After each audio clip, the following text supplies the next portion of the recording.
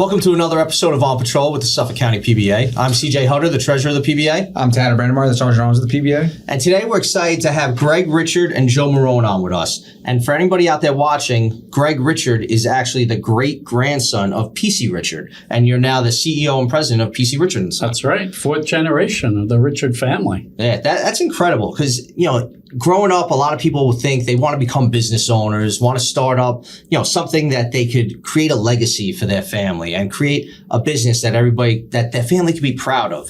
And your great-grandfather has done that in a tremendous way, where this is a family-owned business now that goes, you're the fourth generation, you have fifth generation working there. Yeah, I mean, listen, it's an incredible story, right? A PC, an immigrant from Holland, coming here with 50 cents in his pocket and doing odd jobs, delivering milk by horse and buggy on the streets of Brooklyn and starting a little hardware store eventually.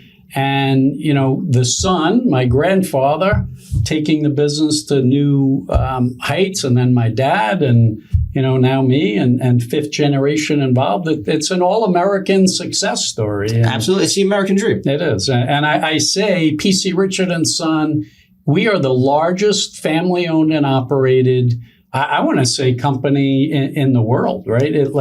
I don't think we're celebrating our 116th year this year, and I can't imagine another company even in business that long that's still family-owned today. That's awesome to hear. Yeah, that's incredible because, me as a father, very often we'll talk in the office about how to set up something where your kids are taken care of in your absence eventually when you're gone. And especially nowadays where it's so hard for the youngest generation of adults to get their lives started. So it's great to hear the success stories out there where your family has been able to pass something down generation to generation and make sure everybody can live in comfort and can get by successfully during their one shot at life. Yeah. And listen,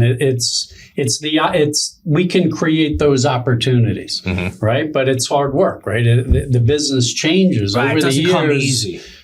And it changes dramatically, right? It's now digital. It's online shopping. It's a lot of different things that we had to change with the times as well. But if you think about PC Richard & Son, everybody will think of the showrooms, but we're also an advertising company. We're a marketing company where we have HR and accounting and programming and appliance service, electronic service, delivery. We own most of our real estate, so we have a construction company. So there's a lot of different avenues, not only for the family, but for our employees to be part of, right? And we have 2,600 people. And thankfully, we have different roles and different departments people can aspire to get to, right? It's not just sales. Yeah, that's 2,600 employees. That's a lot. That's incredible. So that's a huge feeder into the local economy, the local job market, and keeping Long Island running because a lot of your stores are here in Long Island or in the 5 boroughs, somewhat local to where people could drive to any given day. And, part of that leadership in all those different areas that you speak of is Joe Morrone. Right. So Joe's the director of VIP sales. Correct. So what does that entail? What are some of the things that you deal with as part of VIP sales? So I handle all the PBAs from Montauk to Manhattan to New Jersey, Connecticut, everywhere throughout the tri-state area. Also FIRE, FDNY, all the volunteer organizations on Long Island. We have I think about 143. Wow. Firehouses in Long Island. Oh, wow. That's incredible. So that's big. Military. And then, a lot of other big accounts, Northwell, Catholic Health, DSNY we do, MTA. There's a lot of different organizations. So I handle the big municipalities. Mm-hmm. So we work closely with those unions. We give them the discount, through you guys. Right. We work out a situation. We roll it through the union, and then it rolls out through our showrooms. Once the president of the union gives the okay, we roll it out into the showroom. They know exactly what to do. And, Gregg's very big on taking care of the people that are in our backyards. Mm-hmm. So I'd say, 95% of the people that we're taking care of are in our backyards. Right. And that's basically in a nutshell. So, it's great to hear about the discount programs for all the local first responders and the military groups, right? It's great to feel taken care of that way. But part of that, too, is the relationships we build together. Absolutely. And one of the things that I like to talk about and bring up is the way you could directly affect an individual member who's going through some sort of catastrophic event. So when I was a brand new trustee in the 7th precinct, we had a police officer get hurt, Tim Thrain, and he was very close to losing his life. In fact, for about a week, it was on and off, day to day, whether or not he was going to survive or not. And during all this, while Tim's in the hospital, his wife's refusing to leave his side, he's got kids at home, grandparents are helping with the kids. Their washer and dryer break down during the same week. And to help alleviate some of the issues they're dealing with at home, we actually called you and you hooked us up right away with a replacement washer and dryer to help this family in need at that time. And it might not sound like a big deal, like, oh, a washer and dryer for a cop, but this is somebody who was fighting for their life and the family going through this, the worst week of their life, not knowing if daddy's ever coming home. Yeah. And you just help take away some of that stress for them. Yeah, I mean, listen, that's the least we could do. I mean, this guy's fighting for his life, and you guys are putting your life on the line every day. I mean, it's awesome to be part of that and to feel that. And, we're blessed to have the leadership from Gregg where, he gives the blessing to do stuff like that. Right.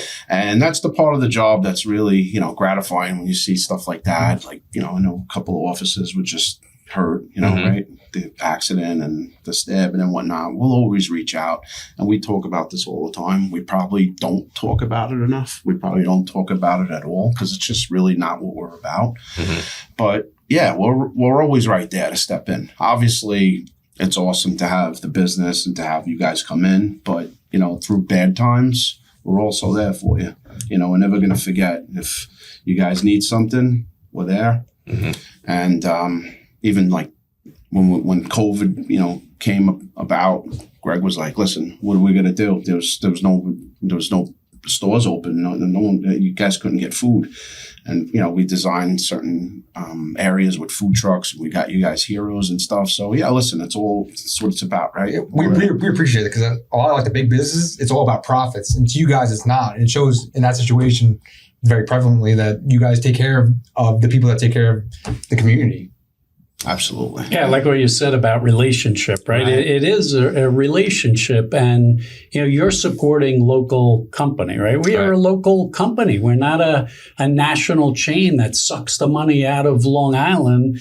Everything we do stays here with our people, and you're supporting us. You're providing, tremendous service to us and all of our employees, literally, laying it all out on the line for us every day. And if we can help somehow, like we feel we'd like to do more, right? We feel like it's a little that we help you, and we're happy to do it, right? You deserve it, you earn it, and you take care of us too. So, and that's the sign of a good relationship, right? It's a good partnership, and it's growing, it's getting stronger. So. Absolutely. And anytime that there's been any sort of fundraiser or any reason for us to try to raise money for something, you're always one of the first to reach out. Say, hey, what could I do to help? Do you want some appliances to raffle off? Do you want some sports memorabilia to raffle off? Anything to help raise money for whatever cause we happen to be raising money for, you're always right there to try to help us out in any way you can.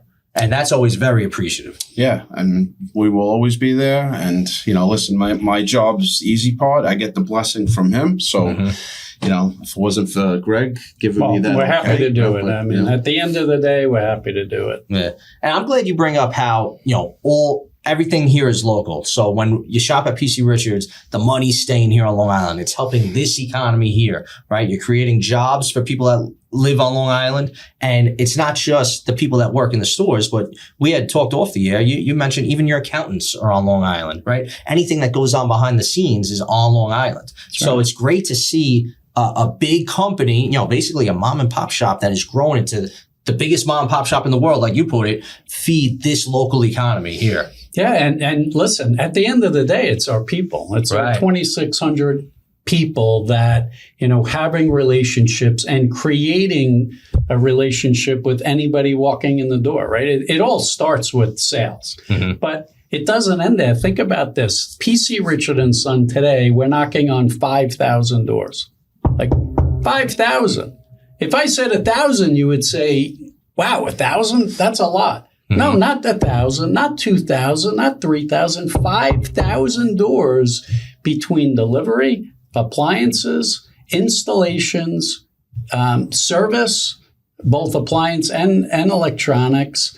5,000 times we're knocking on doors today. And that's the support of the local communities, thankfully wanting to buy local, because they could have bought somewhere else, but somehow our people have made an impression. It could have been a delivery person, an installer, could have been somebody on the phone, one of our salespeople. And we're thankful to people that want to support local. Right. And I think when we got through COVID, everybody thought about it a little bit harder, right? You saw Main Street businesses start to close up and signs closed and shut down and out of business. And everybody felt bad for their local person. But what do you do about it? Support local. I mean, people need to make a decision.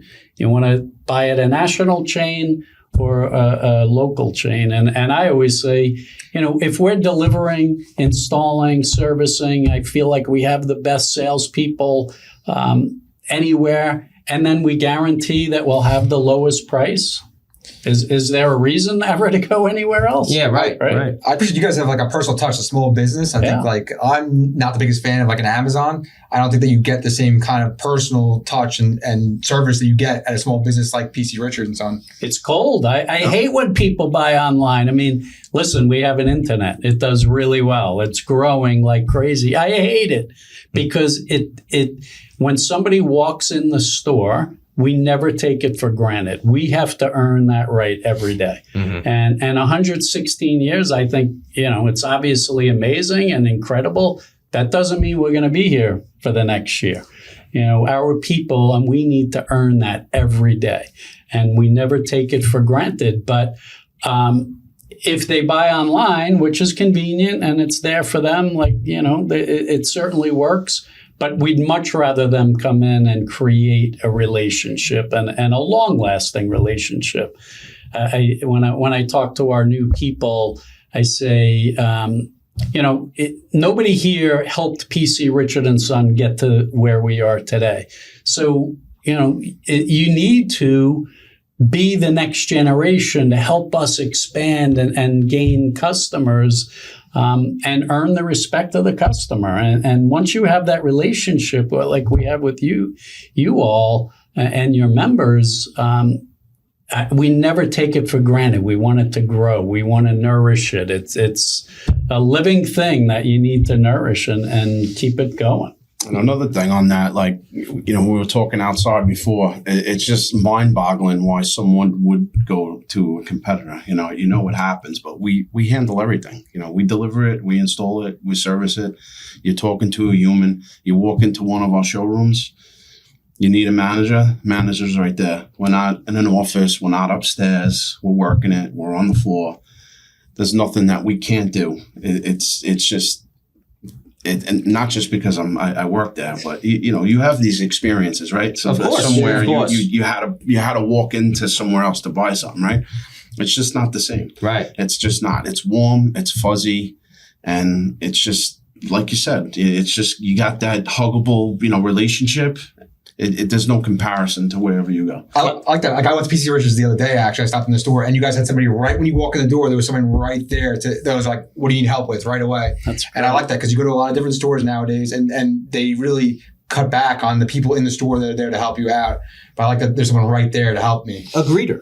Yeah, absolutely. Yeah. Well, so I'll tell you a story and listen, when you're knocking on 5,000 doors today, not everything goes perfectly, right? And that's my drive, right? How do we get there? How do we be perfect every time? Which, of course, is never going to happen. when that many you're relying on that many people. But I got a letter from a customer today, Saturday. They were in Deer Park, right down the street. Customer with their 14-year-old daughter needed a new mattress. It was a full mattress. They didn't have it in the store. They wanted to go to Farmingdale to pick it up, but the warehouse was closed. He called our delivery manager, and they had it to the customer's house within 2 hours. And this customer was raving about, not only the company, but the salesperson took it upon himself to push it forward. It wasn't just, we can't, no, you can't get it. You have to wait till Monday. No, that wasn't good enough for the salesperson. He went out and found the right person that got it done, and we delivered it. And the customer was just blown away. And I solved the problem. And it's just, with those nationals, you just don't have the ability. There's too many channels that you have to go through. So in our company, just like you heard, you could do, we could basically do whatever we want because we know all the connections, we know the right people to talk to. And at the end of the day, it's all about making the customer happy. Right. I like how the CEO and president knows about these transactions too. Like how often do you see somebody that's a president be that in the know what's going on a company basis on each branch? I love when a customer emails me because it gives us a chance, right? If there's a problem and they're at home talking to their friends and relatives and not telling us about it, man, we lost the customer forever. If they tell us, and it could be Joe, it could be anybody that gets that email, they know one thing: just take care of the customer. Right. It's not complicated. I always say we're not like that smart. I kid around. We're not a bunch of geniuses, but we know from, my grandfather and father and me and now next generation, we have to earn that right for the customer. And just because they're walking in the door today doesn't mean they have to come back tomorrow. Right. And so if we're not taking care of them, that's it. We're done. We're going to lock our doors. So is customer service one of the prime factors that you consider as far as the success of PC Richard 100%. Over all these generations? 100%. Yeah. It's all about the customer. Right. Well, it's not all about the customer. My grandfather called it the three-legged stool. And not one is more important than the other. So it's, of course, customers. Mm-hmm. It's our employees, right, who are dealing with customers every day. And then it's our partners. It could be Whirlpool and GE and Samsung and LG. We have to give them a reason that they want to sell us. And we have to represent their brand. So when all three work, it works. When one doesn't work, the stool tips over. But we like to think it's about taking care of the customer. And I feel like that's great advice for any line of work too, right? Like even like police work, we're showing up to people's houses, and I hate to call it customer service, but you want to leave people happy with the police service that they just received, because they're calling us because they're being faced with a big problem, maybe one of the worst days of their lives for somebody to actually get to the point of calling 911. So we want to make sure we're giving that same service to the constituents here in Suffolk County too. So it makes perfect sense. Over the course of all these generations at PC Richard, and customer service obviously being of high importance, what have you seen in your time as maybe the biggest change, the biggest adjustment, where maybe what rang true in the 1980s doesn't necessarily ring true now in the 2020s? Yeah, I mean, the business changed a lot. We'll talk about the transformation to go to digital, but think about years ago, there were always new products. Mm-hmm. And, think about audio business, right? It went from phonograph records to 8-track tapes to cassette to CDs to, iPods and MP3s. Like there was always, every 3-4 years, there was always this new product introduction. Right. It drove a lot of traffic. The new hot item. Exactly. The new number one thing on everyone's 100%, Christmas list. Right. Yeah. Exactly. And, cameras went through this evolution of, film and, of course, digital. But then it's all the accessories that go with it. The memory sticks and then you think about GPS and car audio and telephones, cordless phones, right? All those products, it's just your phone. So that was a big transformation. That traffic and those exciting products, then it went from TV to flat panel TV. And, now it's kind of a replacement business. There's not a lot new on the electronic side, a little bit with video games. So we got into mattresses in a big way. Right. And we got into mattresses 12 years ago. I kind of held back a little. We said it's kind of weird, mattresses and PC Richard and Son, but think about what you need for the mattress business. You need showrooms. We had them. You need great salespeople. We had them. The hardest part of the business is operational. It's warehousing and delivery. I mean, we're knocking on 5,000 doors today. So to knock on a couple hundred more didn't mean a whole lot. And our customer, if you're buying a house, if you're renovating, everybody has a mattress. Maybe it's 2. Maybe it's 3. Who knows how many they have in their apartment or home.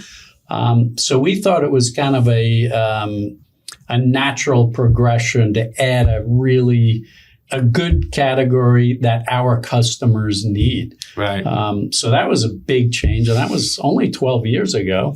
Did you find that adding this new product to your inventory with the mattresses, now, if people are buying a new mattress, maybe they want a new TV for that same bedroom. Absolutely. Right? Maybe some new lights for the same bedroom. Right? So have you seen that add to sales of your existing inventory? Absolutely. That business started, people were buying appliances or electronics, and we were saying, hey, Joe, do you know that we sell mattresses? Oh, no, I didn't know. Let me show you the category.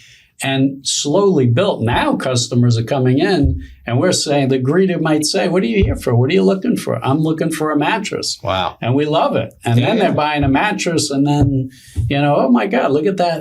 My TV, 85 inches, holy mackerel. Yeah, I need one. It's turning now. Yeah, it's huge. And then the digital transformation, like we went from analog to this digital world where people were reading Newsday every day, right? And Sunday newspaper got thrown on your stoop. You're not consuming news that way anymore for the most part. It's podcasts, it's digital ads, and how do you attract those people in? And the whole business changed. Yeah, absolutely. I agree 100%. And that was part of why we decided to develop this podcast, because obviously in police work, there's a lot of headlines that come with that, whether it be in a newspaper or on, Fox 5 News, News 12, whatever. And we just wanted an avenue to be able to tell our side of the story all the time, because sometimes they might interview our president, Lou Savello, but they might edit his response or they might cut out, part of his quote, and it might not be exactly what he meant for his response to be. So being able to do a podcast like this was our way of adjusting with the times and our way of being able to make sure our story and what we want out there in the public got out there. And it's a lot like you adding the mattresses. It's you adjusting with the times. Well, I love it. It's the news is jaded. Right. And when they could hear it directly from you or Lou, then, nothing gets left out or expanded on in a different way. Right. So, context is everything, especially with the news reporting. So growing up in the Richard family, and obviously this is the family business, everybody's, I'm assuming, expected to kind of go into the family business and be part of this team. Was there ever a point in time where you were thinking about, maybe I want to do something different for a living. Maybe I don't want to go into the family business. I actually wanted to be a cop. I honestly did. But, I don't know that it's expected, but the opportunities are always there. So, I always worked in high school, in the warehouse loading trucks, and in college doing deliveries, got my CDL and did deliveries for 5 or 6 years, got into sales manager, buying different parts of the business. So, throughout the years, I kind of, my knowledge of experience. Exactly. And, it got to the point where I put it all together. And then, my grandfather and dad felt that it was time. And, it was fun. So, family business is sometimes difficult. It's not, always roses, but, we all work through it. And, I have... not all my kids are in the business, and I have a cousin who's in the business. Not all his kids are in the business, so not my sisters either. So, I think the opportunities are there for those when it makes sense. Okay. So. Yeah, when they want to, at least the opportunity is there. And I think starting, like you said, as a high school kid, maybe working in the warehouse or whatever, learning how the business actually operates and being, just one of the working class with the employees. Maybe you could even get a little bit of an insight on how management works and what maybe some of the employees might be concerned about and what they might be thinking, or if there's a complaint, how to address it. We celebrated 115 years last year, right, in October, right, a little over a year ago, and we had a party. We had 500 people there. We were only able to invite, I think the cutoff was 23 years with us and longer, because we can only have 500. And I called up on stage 10 of the longest longevity.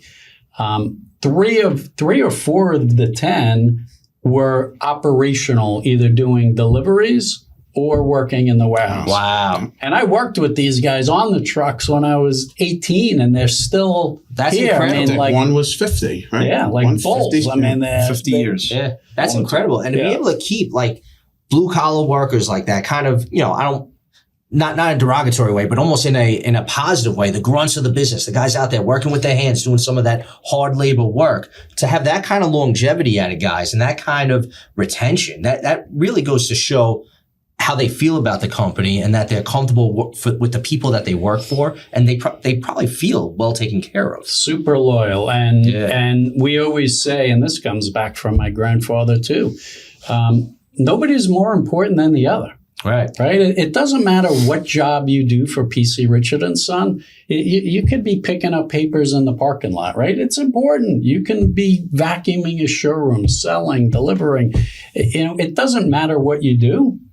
Everybody has a role, and they're all important. So. Absolutely. And then if you walk into our showrooms, and even in Farmingdale, the main office, and you walk around, it 10 years is like nothing. You'd be 20. How long have you been here? 20, 22, 18, 25, 30, 35. That is impressive. Our service manager is Dave was 46. Yeah, he's over 40.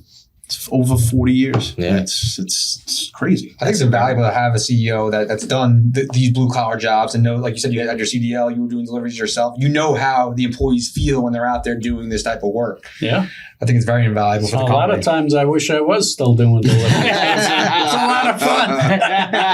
But even his son now, Scott, he's the same thing. He was working in the showrooms and Ace part-time sales. Yeah. It was by where I live. He was as a salesman. He was in the warehouse. Now he's with the buyers. So it's not like, all right, he's a Richard, just throw him out there. They don't operate like that. It's all from the ground up. You could have an unbelievable resume.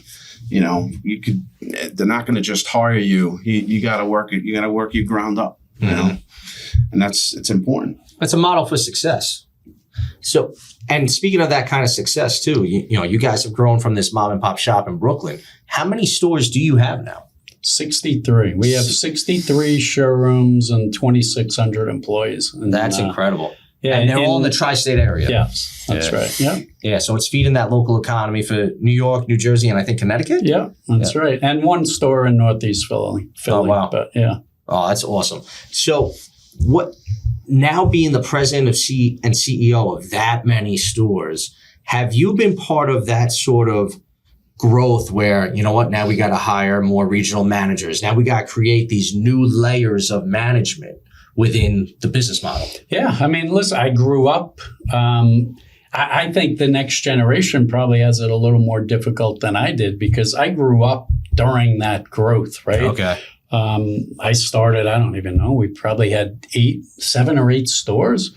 And then we've slowly grown where this generation has to jump on this train moving 100 miles an hour. Right, right. The artificial intelligence, yeah, right. And a lot more knowledge, a lot more information to download. You know, we were looking at reports back then and trying to analyze it yourself. Now with AI and computers, you have to be smarter. Mm-hmm. But yeah, I grew up during that time, and we had a lot of competitors. We always feel where there's melting pot of a lot of really good companies, family companies that went out of business. And as they did, we got some of their better employees. So, as Newmark and Lewis went out of business, we might have picked up 1 or 2 of their stores, Crazy Eddie, The Wiz, Circuit City, and we picked up not only some of their showrooms, but a lot of their better people too. Right. And that's probably great for you also, getting these people from these other companies, even if those companies are starting to sell off or maybe go out of business or whatever their situation is. I'm sure they still had plenty of talent working for them. And maybe you could use that talent to learn, well, where did it start to go wrong? Yeah. What sort of mistakes did happen? Why did they have to start selling off? And different ideas, right? I mean, it's how you get better, right? We always like to think we're smart, but we know we can be better. And sometimes those outside ideas are really important. And it is 100% why we're here, is those great people and, us working together as a family. Like we always say, we're just a family. Right. Keeping an ego in check and realizing that there's still always something out there to learn. That's been a common theme on this show. Actually, we had Rich Schaefer on the show. He's the Democratic chairman for Suffolk County. And he spoke about his favorite book, Ego is the Enemy. And it's such an important idea to understand for anybody out there in leadership roles. There's always something out there new to learn. There's something you can learn from no matter what level works under you or above you. There's something you could learn from anybody. Absolutely. Yeah. And a lot of times, though, that's where you're learning it from, right? People on the street, like maybe you all are too, right? Cops on the street, right? If you want to get down to the brass tacks, it's talk to the people on the streets. 100%. I tell our team all the time, get into the stores, talk to the salespeople. They're the ones talking to customers. They'll tell you. Right. We don't have to sit in our office and think we know the answers. Just talk to the smart people. Right. And, we do that constantly as a union. So like, I'm in the office full time. This is what I do now. I'm representing cops every day. But I rely on the cops that are still in the precincts to communicate to us what's going on. Yeah. What are you seeing out there on the road? What are the issues we're facing? Help me help you, right? That's how we learn. Yeah, absolutely.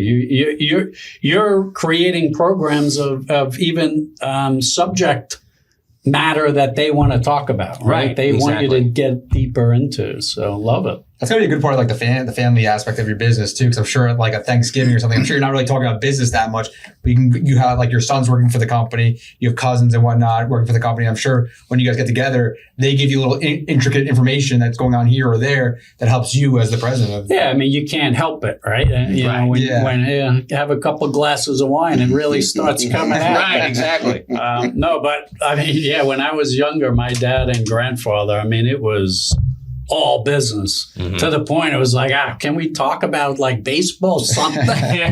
So I'm a little, it's one thing that I do a little different. And, my family time, try to kind of keep it family time. And I don't think my son wants to talk about business with me, every second of the day. We do it every day at work. Right. When still your son, you still want that personal relationship too. Yeah. But it happens no matter what. Right. So I'm glad you bring up baseball because I did want to talk a little bit about baseball with you. Every time I go to a Yankee game, and I go to a handful of games a year, anytime Max Fried strikes out somebody on the other team, I hear the PC Richards whistle. That's right. Yeah. So how many partnerships do you have with teams like that? And how involved are you with some of the other professional sports?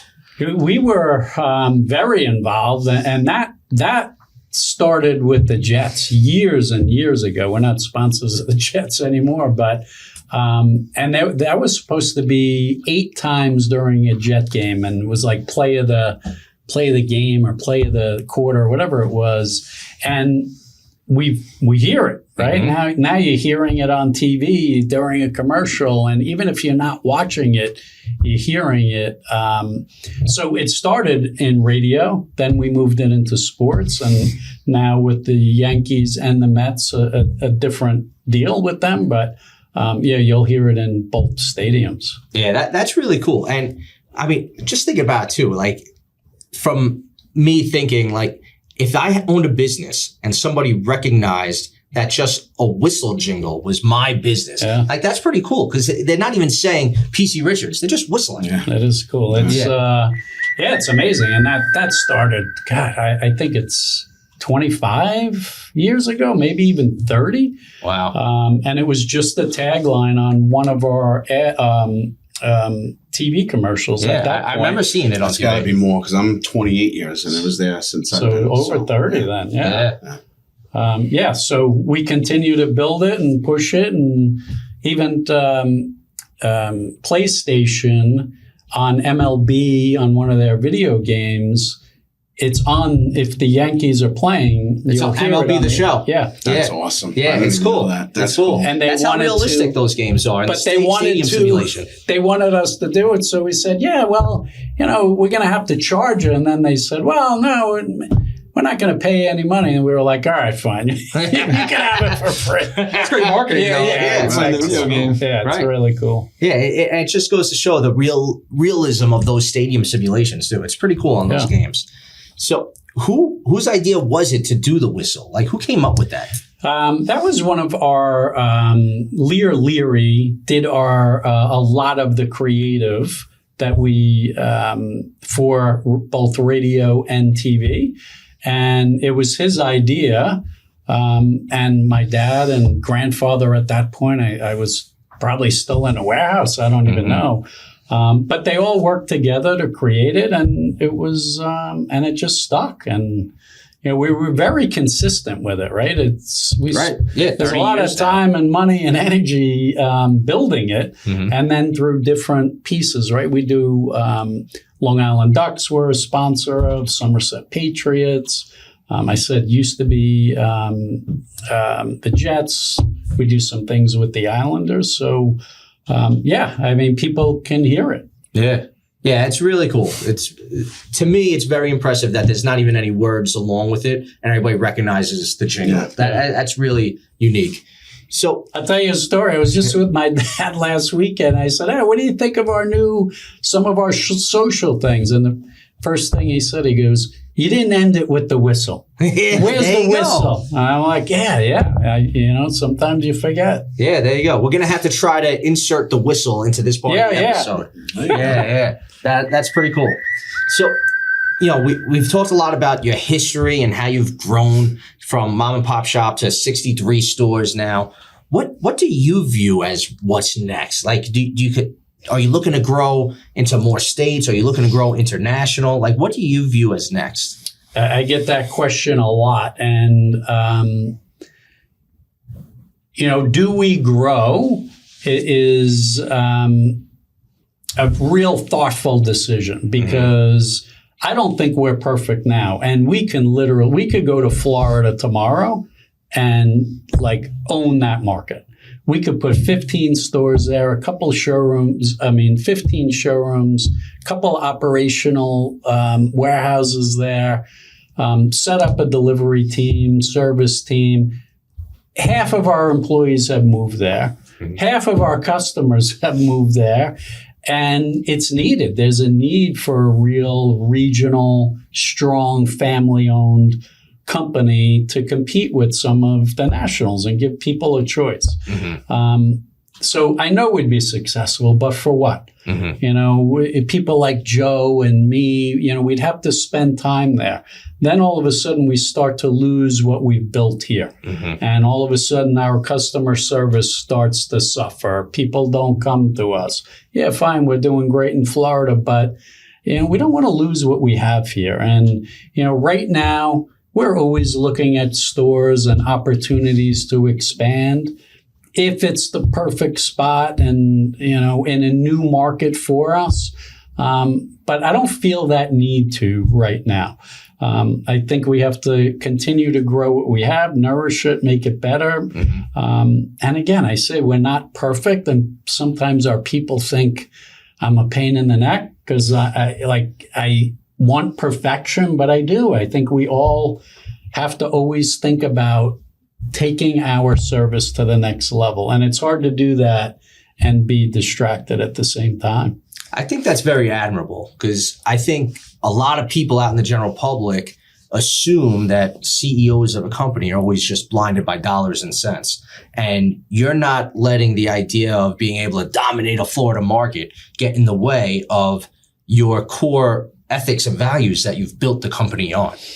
One of the best things about being private. Right. If we were public, I wouldn't be able to make that decision. The board would be pushing more growth, profitability, opportunities. And if we were public, we probably wouldn't be here because we'd be forced to make some of those decisions. And it's a decision we decide, let's protect what we have and continue to build it. Yeah, that's very cool. Another thing I wanted to bring up is the book, Work Well Done. And because it's not very often that we get to have a guest on that there's been a book written about and 100 years of history covered in, when it comes to your family business. Yeah. So how big of a role did you have in that book being, published and written? That was pretty much my dad, but we gave that book out in 2009 was our 100th anniversary. And my grandfather passed away 3 years prior to that. And we always told him, Grandpa, get it down on paper. And I was fortunate enough to spend a lot of time with my grandfather. Every Saturday I'd come to work and literally spend 4 hours, and he'd have a notepad, just, Gregg, what do you think about this? What do you think about that? And I got an education that you can't get in the Harvard Business School because here's a guy, he didn't even graduate high school. He started, when he was 8, 9 years old, working in a hardware store, working his way up. So between my dad and him, that's just, I got all that knowledge.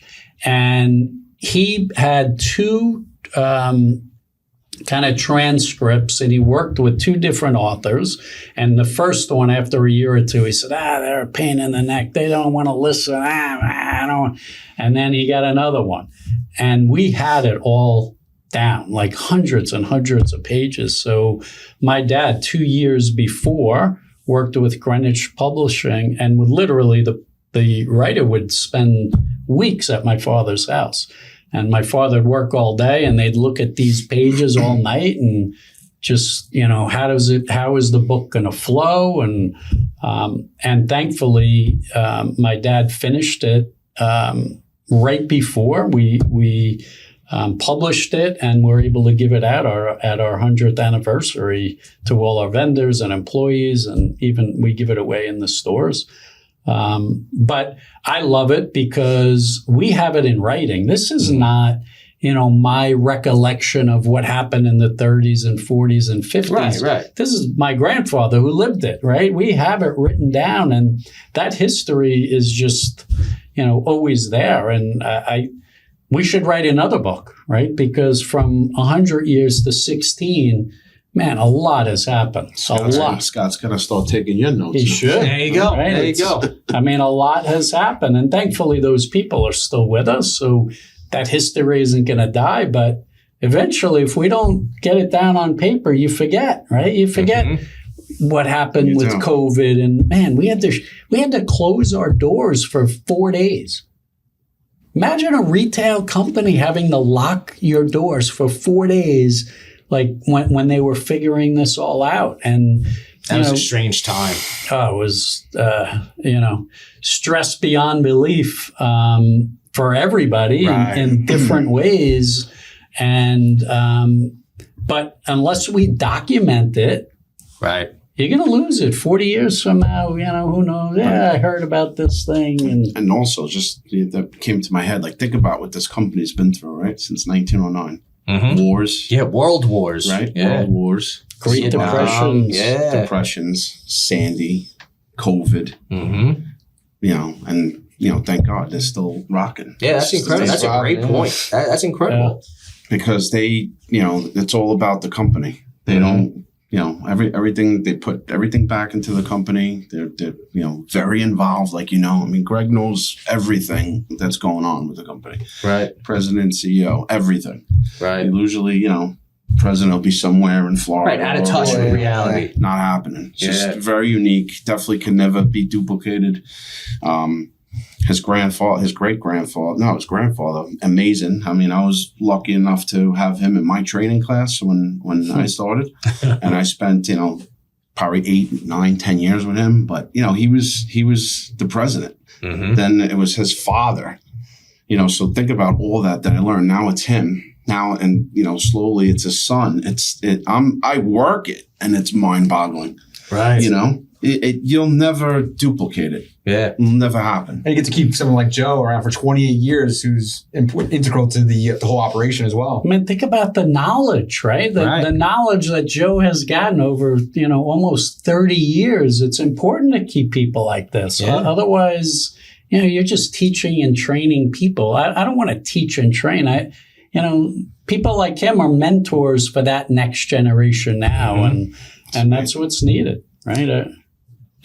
I find it interesting that your grandfather kept a little notebook too of like what his thoughts were, and then actually ran those thoughts by you, right? Because I mean, this is somebody who's one of the, prime businessmen in the country, right? Icon. Yeah, right. Absolutely. Everybody knows the name PC Richard and Son, Yeah. and he's just jotting down his thoughts. And I don't know. I'm getting maybe 1 out of 10 of them stick, but I had this thought. What do you think of it? When I look back on it, a lot of that time, I didn't have a whole lot of time. I was working, and I had kids at home, and I'm working Saturday listening to him talk, and I cherish that time. I can only hope I can get that back, but. At times I was like, oh, can we, let's go, man. We got to get through this. Like, come on.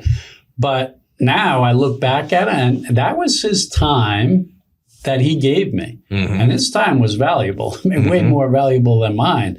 And he, for a lot, just notes all week. And then he said, I want to talk to Gregg about this on Saturday. And probably couldn't talk to his son at that point because, my dad was running the business. He was like, Dad, I don't have time for yours. Like, come on. And he gave that time to me, which, is probably a huge reason why I'm here. That's a lot about his humility, though, to go to his grandson and ask for his opinions on certain things, because he's the one. He said your dad was running the company, but he was like the head guy for a while. And yeah, no doubt. Says a lot about that. Yeah, and asking my opinion, but saying, you need to think about this, and here's an ad. How come you didn't say it this way? Could you have done that a little different? Tell me about what's going on in service. When I did it, this is how I did it. So always amazing feedback. Yeah, that's incredible too, because that's a way for not just for him to learn as the current president and CEO, but it's a way for you to learn and prepare to take on that role in the future. Because not only are you giving him insight as a younger generation coming up, but he's giving you his insight from his experience. Yeah. Listen, it was good all around, right? It was good for my development and good for the company. And it kept him connected, right? Because as he got older, he was, a little more removed operationally. He wasn't doing the day-to-day. So it still kept him connected. And he deserved it, right? He earned that right. And he gave everything, right? If it wasn't for him, we wouldn't be here, right? He sacrificed a lot. Yeah.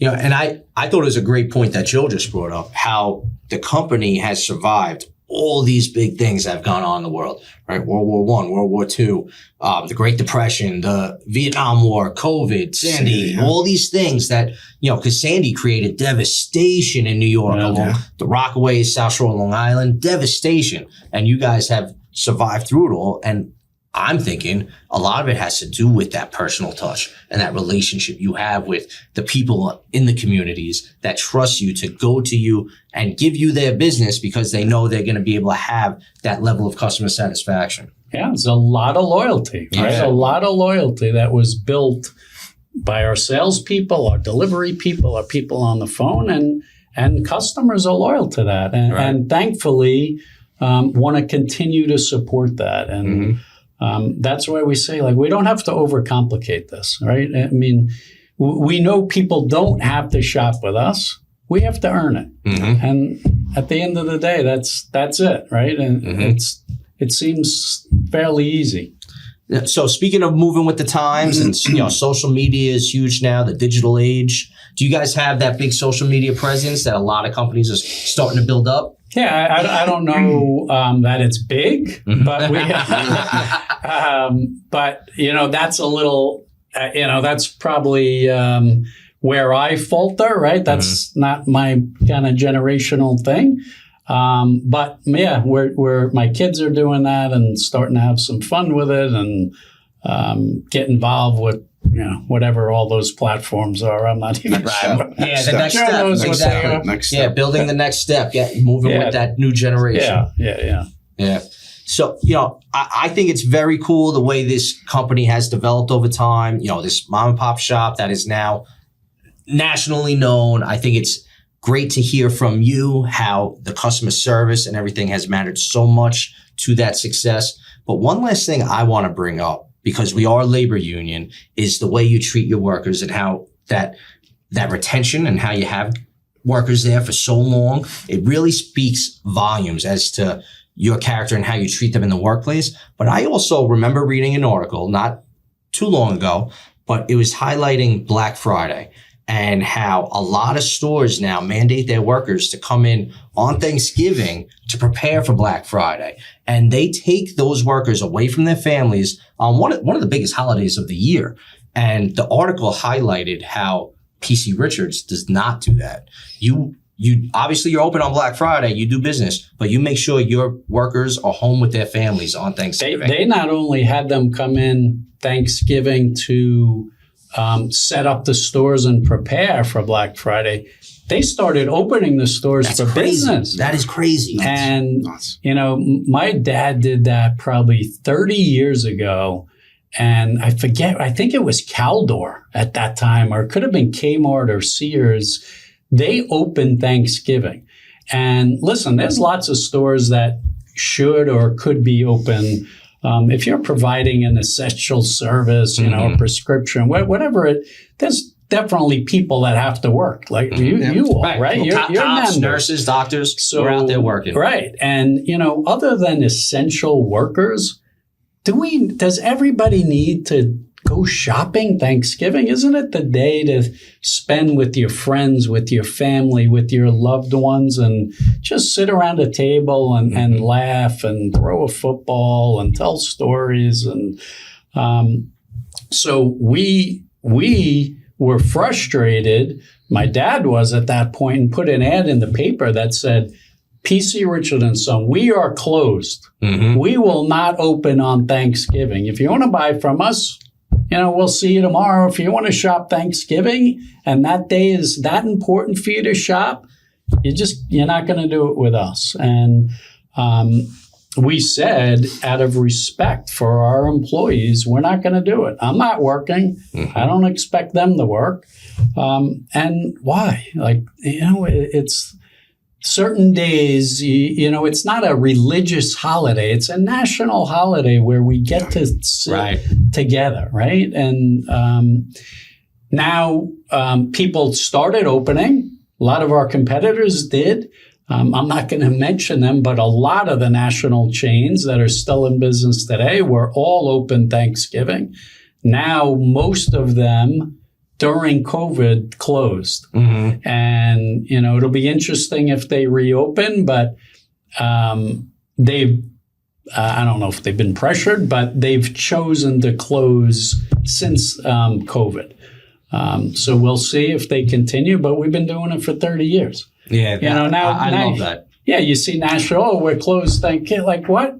We've always been closed Thanksgiving. Right. and it should be common sense. Like you said, the workers have their own families, their loved ones. They should be able to spend time with Thanksgiving. It's almost odd that it was newsworthy that you guys are closed because the way your competitors are open. It's just, it is mind-boggling. And it's mind-boggling that we don't get credit for it. Right. The right. Nationals get credit. Oh, we're closed Thanksgiving. Congratulations. You've been doing this for a while. We've never been open. Like, Yeah. what about us? Yeah. And that's the local news, right? It's like they don't get it right. It's like they focus on this national company. They want to talk about, an internet company. And what about us? What about a success story? But that's the news for you. Yeah, that's great, Greg. I appreciate you guys coming on today. Is there anything else you want to get out there that you feel we didn't cover that maybe you want to tell PBA membership or Suffolk County residents? Anything that you want to get out there message-wise? Listen, my message is clear, right? Thank you. Right? Thank you for all you do. And what we do, I feel is small and not as important what you do for us and our people and our employees and for all of Long Island, right? You're there when we need you. And, all I could say is thank you. And pleasure to be here with you all. And we're here for your members. And Joe spends a lot of time and nights cultivating that relationship, and half of your people probably have his cell number as it is. But just thank you. Same. I'd just like to say thank you to everybody in Suffolk and that shops with us. Like Greg said, you don't have to shop with us. And we appreciate your business. You guys are awesome. I'd just like to bring out too, I know one thing is, in the past when you guys were getting some bad publicity and a lot of people were hiding, we never hid behind the doors. We were always there for you guys. Yeah, that's true. Lou Savello always talks about that. He's like, we never forget that. And Lou's, I'm not just saying this because I'm here. Savello's a great guy. You guys got a great board. Miguel, John, you guys, fantastic. You guys are very tight. I deal with a lot of people, obviously, you know that. You guys got a big family here. You're awesome group of people. So, we're blessed to work with you guys too. We appreciate you guys having our back as well. Of course, and you don't have to. You could tell us to go take a crap, but we have a good relationship and we cherish it. And like Greg said, God forbid we're hanging out in a diner and someone's coming in there with a gun, right?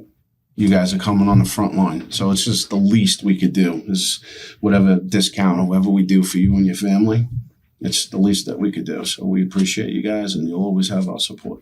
Oh, thank you, Joe. Guys. We appreciate that. And thanks for coming on, guys. And I look forward to continuing this relationship for the next 2, 3, 4 generations of the Richard family. We look forward to it. Yeah. Thank you. All right, thanks, guys. Appreciate All it. right. Pleasure. Thanks a lot. Pleasure. Good seeing you guys. Thank you guys. All right.